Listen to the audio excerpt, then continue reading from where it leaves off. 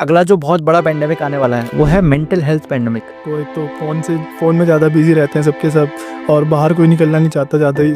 सबको बस अपने रूम में रहना है और बस अपना फ़ोन चलाना है। जेन टाइप पूरा बनते जा रही है कि फ़ोन चलाना है पूरे दिन, 9 to 5 बिजी रहना है, फिर उसके बाद क्लब जाना है, ये वो, तो स्पिरिचुअलिटी को ध्यान नहीं देते। आजकल के लोग क्या करते हैं कि इंस्टा स्क्रॉल करते हैं, उसमें क्या होता है कुछ भी आता रहता है और देखते रहते हो, कचरा जितना भी आता है तो दिमाग में चलता रहता है। अगर आप कुछ गलत देखोगे तो आपको गलत करने का मन करेगा। आध्यात्मिक होने के बाद युवा में क्या ऐसा बदलाव आ सकता है जो उनकी ज़िंदगी बेहतर कर सकता है? आज का हमारा यूथ अगर स्पिरिचुअलिटी में थोड़ा सा भी टाइम निकाल के 1-2 घंटे भी अगर करता है तो उसका माइंड फ्रेश, और डिप्रेशन, एंजाइटी जैसी ऐसी चीज़ें भी नहीं होंगी।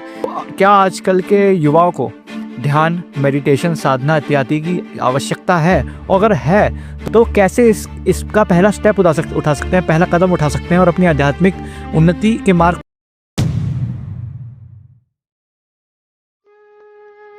अध्यात्म एक ऐसा शब्द है जो आपको अट्रैक्ट करता है अपने अंदर झांकने के लिए, जो आपको बाहरी दुनिया में नहीं मिलता।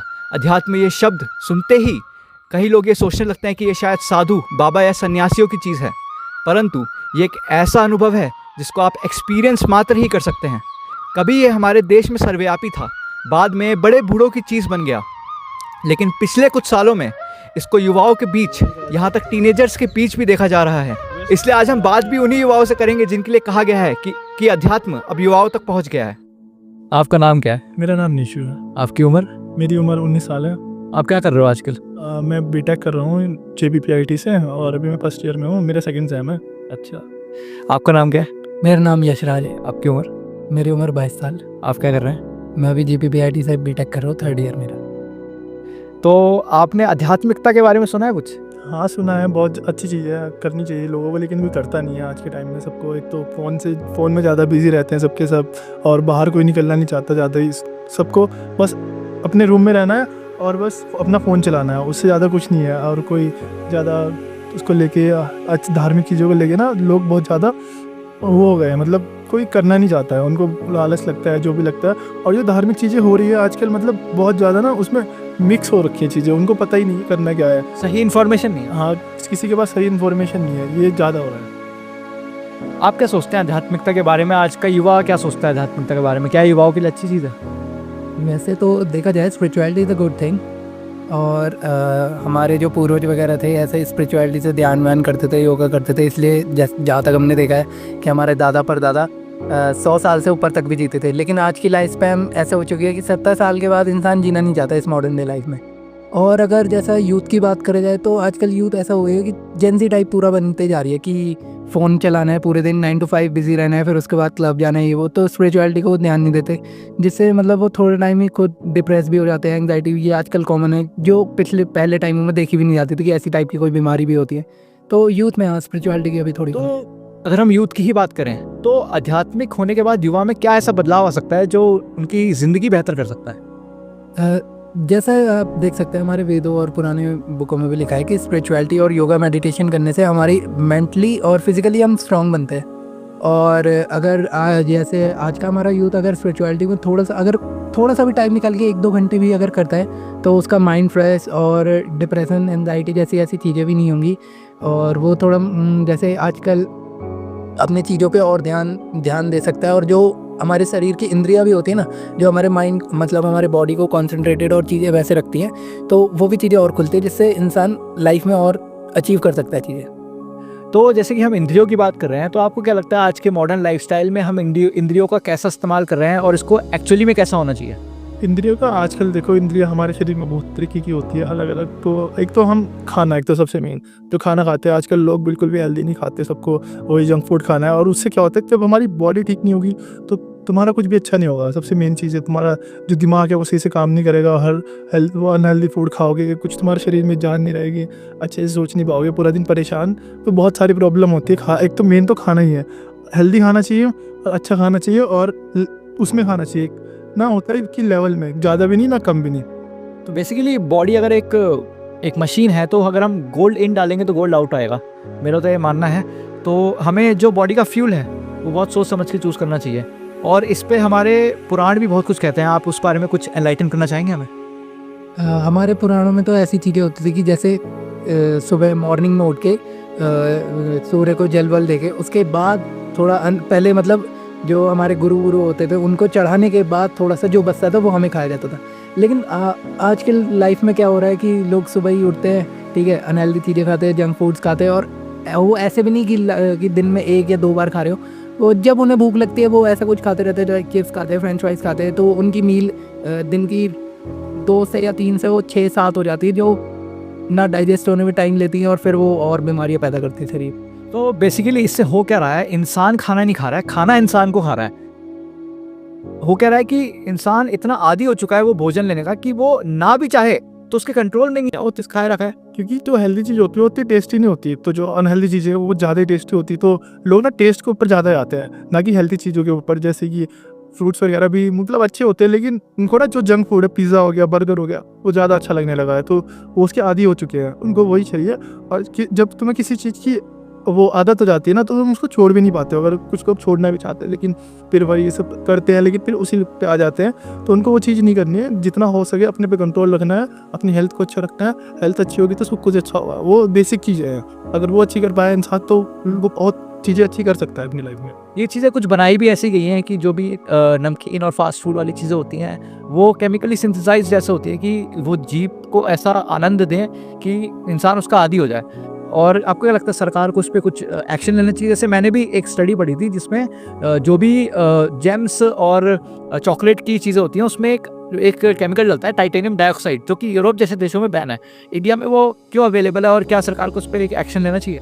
सरकार को एक्शन लेना चाहिए। अगर कोई चीज़ अनहेल्दी है तो वो हमारी सरकार की मेन प्रायोरिटी होनी चाहिए कि वो उस चीज़ पे एक्शन ले। लेकिन सरकार नहीं कर रही है, तो हमें अगर पता है तो हम उस चीज़ के खिलाफ हमें लेना चाहिए कुछ स्टैंड, तो ताकि उनको पता चले कुछ ना कुछ इस तरीके से हम कर सकते हैं। लेकिन अगर सरकार उस चीज़ को अवेयर नहीं है तो हमें करना चाहिए उनको, और क्योंकि पावर उन्हीं के पास है और वो उनको सही इस्तेमाल नहीं करेंगे तो कोई फ़ायदा नहीं है पावर का। फिर हमारा काम है युवाओं में जागरूकता फैलाना कि ऐसी चीज़ों से दूर रहें, क्योंकि टाइटेनियम डाइऑक्साइड की अगर हम बात करें तो एक कार्सिनोजन है। कार्सिनोजन हम सबको ही पता है कि वो एक कैंसर कॉजिंग सब्सटेंस होता है। बहुत से देशों में बैन भी है, पर इंडिया का स्तर खाने के मामले में इतना गिर चुका है, हम अपनी आध्यात्मिकता से इतना दूर होते जा रहे हैं कि हम इन सब चीज़ों को अपनी डेली लाइफ में अब्यूज़ करने लगे हैं। जहाँ ये सब चीज़ें पहले बहुत ओकेजनली की जाती थी, अब हर रोज़ कर रहा है आज का देश का ये युवा। तो इस बारे में आप क्या सोचते हैं? अब ऐसा भी नहीं है कि अब कि सरकार कुछ कर नहीं रही है, लेकिन ये सब चीज़ें हम जैसे जितने भी लोग ये सब चीज़ें यूज़ कर रहे हैं उन पे भी डिपेंड होते हैं कि आपको क्या चीज़ कंज्यूम करनी है और आपको क्या नहीं करनी।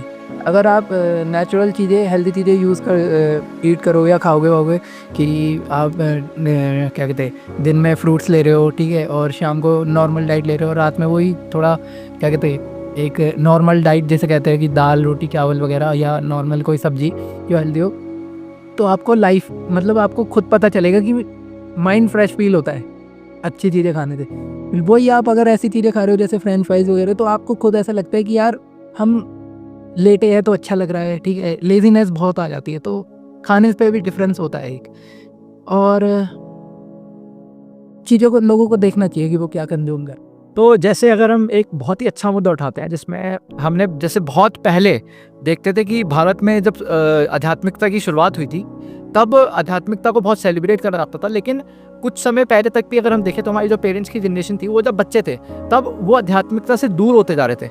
इंडिपेंडेंस के बाद से ब्रिटिशर्स के आने के बाद से भारत की देवभूमि पर आध्यात्मिकता के प्रति लोगों का लगाव कम होता जा रहा है। लेकिन अब हम देख रहे हैं कि वापस फिर से 2025 में युवाओं का आध्यात्मिकता के प्रति लगाव फिर से बढ़ रहा है। आप और हम जैसे लोग आध्यात्मिकता को लोगों के सामने ला रहे हैं। तो इस मैटर पर आप क्या बोलते हैं कि आज का युवा क्या सही में फिर से आध्यात्मिक बनना चाहता है?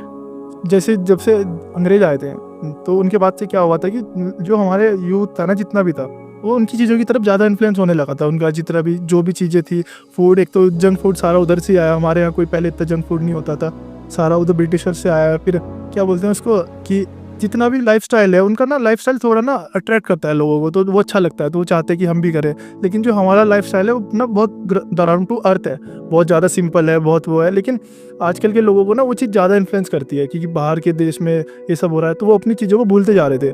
लेकिन जैसे जैसे लोग पढ़ते जा रहे हैं, एजुकेट होते जा रहे हैं, तो उनको पता चलता जाता है कि ये चीज़ हमारी हेल्थ के लिए अच्छी नहीं है, क्योंकि वो उस चीज़ को फेस कर रहे हैं। तो फिर वो पीछे जाके देखते हैं कि पहले कैसा था, लोग कैसे इतने अच्छा रहते थे, तो उस चीज़ की तरफ वापस जा रहे हैं। तो अपनी रूट्स को दोबारा पकड़ रहे हैं छोड़ने के बाद। जैसा कि हमने आपसे सुना था कि आप एक इंजीनियरिंग कॉलेज में हैं, तो आप क्या डे स्कॉलर हैं या आप हॉस्टल में अपना समय व्यतीत करते हैं? मैं हॉस्टल में रहता हूँ। देखिए, आजकल देखा जा रहा है युवा जो अकेला रहना सीख रहा है, कॉलेज आके हॉस्टल में रह रहा है, वो धीरे धीरे नशों के प्रति उसका लगाव बढ़ता जा रहा है। तो इस चीज़ में आध्यात्मिकता कैसे उसकी हेल्प कर सकती है इन सब चीज़ों से दूर रहने में, या अगर ऑलरेडी उसमें पड़ चुका है तो उससे उभरने में? देखिए, नशा तो एक ऐसी चीज़ है जो वैसे गलत मानी जाती है, जो हमारे पुराणों और हमारे जो परदादा वगैरह दादा सब बताते हुए आ रहे हैं। और दूसरी चीज़, जैसे बच्चे अकेले हैं या नॉर्मल, तो वो नशा ऐसा करने का सोचते हैं कि या तो वो कूल लग रहे हैं, या तो उन्हें ऐसा लगता है कि वो अपनी लाइफ से कुछ ऐसी चीज़ें, मतलब जो दुख वुख होता है, जो नॉर्मल डिप्रेशन एंग्जाइटी होती है, तो उन्हें लगता है कि वो ये सब चीज़ें करके वो इन चीज़ों को भुला सकते हैं। तो ऐसी चीज़ें गलत है, ये आपको और उन चीज़ों में डाल दी जाती है और आप एक लूप में फंस जाते हो कि आपको अगर इस चीज़ से आपको राहत चाहिए तो आपको ये करना ही पड़ेगा। और हॉस्टल में ऐसा भी नहीं है कि बहुत सारे ही लोग नशे करते हैं। कुछ जब से कोविड के बाद से लोगों को पता चला है कि लाइफ की कितनी इंपॉर्टेंस होती है, उसके बाद से लोग स्पिरिचुअलिटी में इतना बिलीव करने लग गए हैं। और कि देखता हूँ कि मैं भी अपने दोस्तों में कि वो भी सुबह उठ रहे हैं तो योगा कर रहे हैं, कोई मेडिटेशन कर रहे हैं, सुबह शाम को मंदिर जा रहे हैं। तो और जो नशे करते भी थे, जो पहले करते थे, वो भी अब छोड़ के अब थोड़ा थोड़ा आ रहे हैं कि अब हम भी बंद करते हैं, थोड़ा स्पिरिचुअलिटी में ध्यान देते हैं, लाइफ में ध्यान देते हैं, हमें आगे और देखना है। तो हाँ, ऐसा नहीं है कि हर कोई फंस रहा है, चीज़ें उभर भी रही हैं, जो चीज़ें बेहतर हो रही हैं, चीज़ें एक बेहतर स्तर पर जा रही हैं। जैसे कि हम बात कर रहे थे डिप्रेशन और एंग्जाइटी की, तो WHO ने एक गाइडलाइन जारी करी है। उस गाइडलाइन के मुताबिक बताया गया कि अगला जो बहुत बड़ा पेंडेमिक आने वाला है वो है मेंटल हेल्थ पेंडेमिक। आज का युवा अकेलापन का शिकार हो रहा है। धीरे धीरे लोगों को अकेलापन फील हो रहा है, लोग आपस में बात नहीं करते हैं, सब साथ होके भी अकेलापन फील कर रहे हैं। और मेरे को लगता है कि इस पर हमें सोचना चाहिए कि हम क्या कर सकते हैं, और इस बारे में स्पिरिचुअलिटी क्या कहती है, और कैसे स्पिरिचुअलिटी इस बहुत ही बड़ी समस्या जो आगे आने वाले समय में बढ़ती जा रही है, इसमें लोगों को सहायक कर सकती है। मेन प्रॉब्लम क्या है, आजकल का यूथ है ना, तो एक तो दोस्त नहीं बनाता है, वो क्या रहता है अपने फ़ोन में बिजी रहता है हर टाइम, या तो गेम खेलता है या तो इंस्टाग्राम स्क्रॉल करता रहता है। तो उसमें क्या होता है कि तुम पूरा दिन आते हो, थकते हो कॉलेज से, तुम्हारा दिमाग एक तो वैसे ही बहुत कुछ फेस कर रहा होता है, और तुम उसमें अगर बाहर निकलते हो, थोड़ा बाहर की हवा लेते हो, दोस्तों में बैठते हो, तो तुम्हें अच्छा लगता है। लेकिन तुम लोग आजकल के लोग क्या करते हैं कि इंस्टा स्क्रॉल करते हो, उसमें क्या होता है कुछ भी आता रहता है और देखते रहते हो, कचरा जितना भी आता है तो दिमाग में चलता रहता है। एक तुम्हारा पूरे दिन के जो वो होता है ना टेंशन वगैरह, उसके साथ तुम फिर और ज़्यादा, तो उसमें करते करते वो अपने आप में रहने लगता है। सबसे मेन क्या होता है, दोस्तों के साथ तुम रहते हो, अच्छा लगता है, तुम हंसते हो, खेलते हो। बट फ़ोन में क्या है, तुम बस देख रहे हो, उससे तुम्हारे दिमाग पे वो सामने है, 24 घंटे स्क्रीन के सामने हो, तुम आंखों पे जा रहा है, फिर दिमाग पे और ज़्यादा जोर पड़ रहा है। तो उस चीज़ से इंसान ज़्यादा डिप्रेस्ड हो रहा है, और कुछ एक्टिविटी नहीं करता, बाहर नहीं जाता, खेलता नहीं है, जिम नहीं जाता है, कुछ भी एक्टिविटी नहीं है, तो वो वैसे बॉडी से भी अपने वीक होता जा रहा है, मेंटली भी, और अनस्टेबल होता जा रहा है पूरे उस तरीके से। तो लेकिन स्पिरिचुअलिटी के उससे तुम क्या कर सकते हो, तुम पूजा करोगे, ध्यान करोगे, तुम्हारा माइंड, तुम आधे घंटे ध्यान करोगे, 10 मिनट 15 मिनट, तो तुम फोकस्ड रहोगे उस चीज़ के बारे में, अपनी लाइफ की जो चीज़ें तुम्हें करनी है उसके बारे में सोच पाओगे। जब तुम फ़ोन से दूर जाओगे तभी सोचोगे कुछ कि तुम्हें क्या करना है, क्या गलत कर रहे हो, क्या सही कर रहे हो। तो सबसे मेन चीज़ है तुम फ़ोन यूज़ करो, लेकिन उसको अच्छी चीज़ों के लिए यूज़ करो। हर टाइम नहीं कि तुम कुछ ना कुछ कंज्यूम करे जा रहे हो। अपनी लाइफ के बारे में सोचो, ध्यान करो, पूजा करो। उससे क्या होता है, तुम्हें अंदर से शांति मिलती है, तुम्हारा दिमाग रिलैक्स रहता है, बाहर जाते हो, दोस्तों के साथ घूमते हो, तो चीज़ें ज़्यादा अच्छी है फ़ोन से ज़्यादा। तो मेरा तो यही मानना है कि फ़ोन सबसे बड़ी प्रॉब्लम है। अगर उसका यूज़ कम कर दो, बाहर जाने लगो, ध्यान करने लगो, तो तुम्हारी बहुत सारी चीज़ें ठीक हो सकती है। बहुत ही खूबसूरत है। मेरे को लगता है आजकल के युवाओं को इस राय को अपने जीवन में अपनाना चाहिए। और जैसे कि हमने बात करी अभी स्पिरिचुअलिटी की, एक बहुत ही इंटरेस्टिंग फिनोमेना देखा जा रहा है कि युवा सिर्फ और सिर्फ आध्यात्मिक ही नहीं, धार्मिक भी होते जा रहे हैं, जो कि हमारे पेरेंट्स की जनरेशन में, हमसे पिछली जनरेशन में वो कहीं खो गया था, वो तत्व कहीं खो गया था, वो धार्मिक तत्व, वो गुरु तत्व खोता हुआ दिख रहा था। तो एज एन इंडियन यूथ, आप क्या कहना चाहोगे कि धर्म के क्षेत्र में क्या चीज़ें आपको अच्छी लगी, किन चीज़ों ने आपकी हेल्प करी, और क्या चीज़ें आप चाहते हो कि और बेहतर हो जाए और समय के साथ बदलें? अभी तो जैसा देखा जा सकता है कि यूथ जो था, जैसा आपने कहा कि पहले थोड़े टाइम से बीच में भटक गया था कि वो धार्मिक नहीं हो पा रहा था। उसका रीज़न भी ये है कि जैसे कहते हैं, अभी बीच में जब से इंटरनेट ऐसा होने लग गया कि इंडिया में, सबको पता है इंडिया में सस्ता होने लग गया, तो वेस्टर्न कल्चर को इतना फॉलो करने लग गए कि हमारे में धार्मिक या स्पिरिचुअलिटी जो भी था वो सबको भूलने लग गए। लेकिन अब जब उन्हें पता चल रहा है लाइफ के बारे में कि हमें लाइफ इम्पॉर्टेंट है, ठीक है, और स्पिरिचुअलिटी के साथ साथ हमें अपने भगवान से भी जुड़ना चाहिए, तो आज का यूथ धार्मिक भी हो रहा है।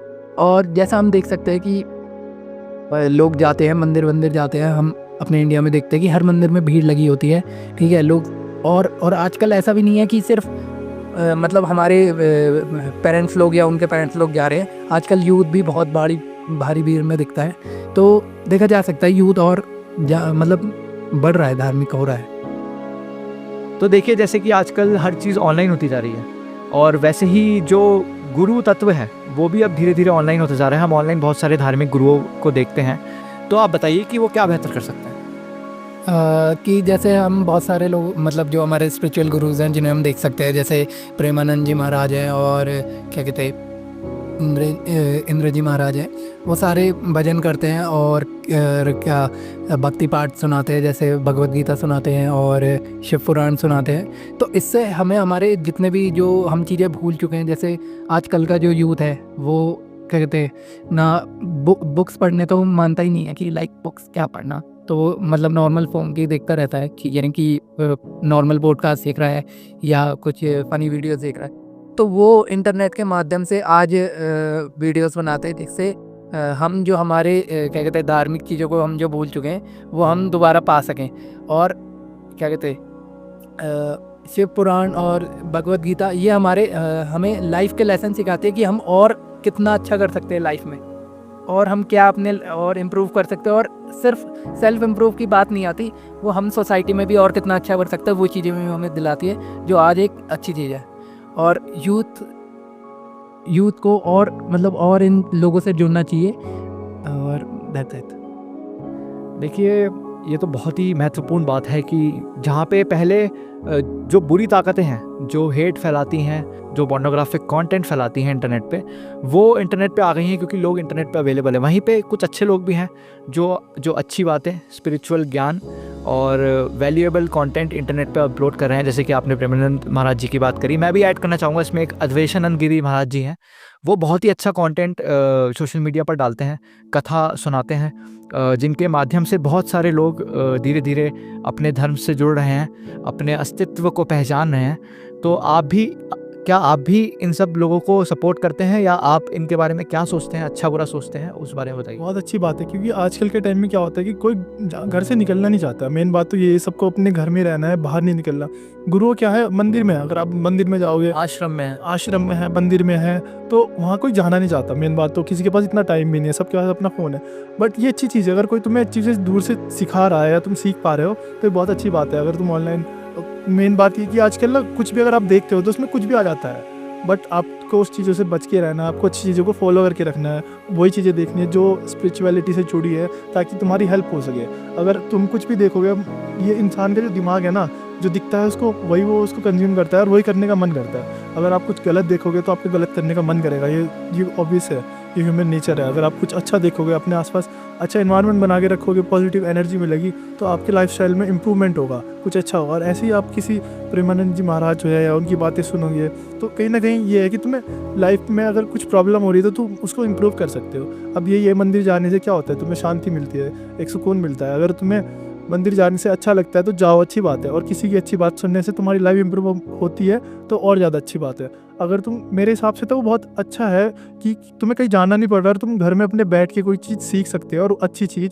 तुम अपने घर में भी ध्यान कर सकते हो। उनकी बात सुन के जो वो बोल रहे हैं उनको अपने लाइफ में इम्प्लीमेंट करके इम्प्रूव कर सकते हो। और अगर तुम वही चीज़ें देखोगे, पोर्नोग्राफिक कंटेंट देखोगे, कुछ भी देखोगे, कुछ उल्टा सीधा, तो वो तुम्हें बहुत हार्म करेगा। वो क्या होता है, 2 मिनट की खुशी है लेकिन तुम्हें 2 साल का नुकसान देके चले। बेसिकली एक चीप डोपामिन सिस्टम बना दिया है और लोग उस साइकिल में फंसते जा रहे हैं, उसमें फंसते जा रहे हैं। और क्या है, अगर तुम उस चीज़ को इग्नोर करोगे, अगर तुम थोड़ी मेहनत अब करोगे, तो तुम्हारी लाइफ इम्प्रूव ही होगी।